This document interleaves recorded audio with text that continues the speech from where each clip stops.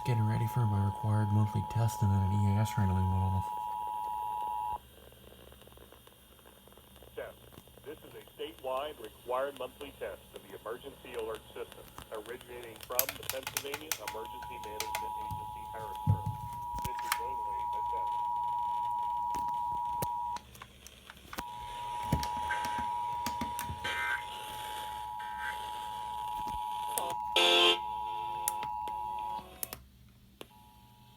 Test.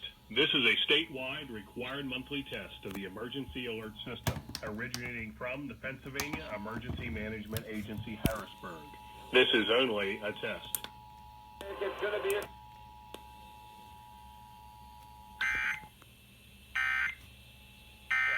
This is a statewide required monthly test of the emergency alert system originating from the Pennsylvania Emergency Management Agency, Harrisburg. This is only a test.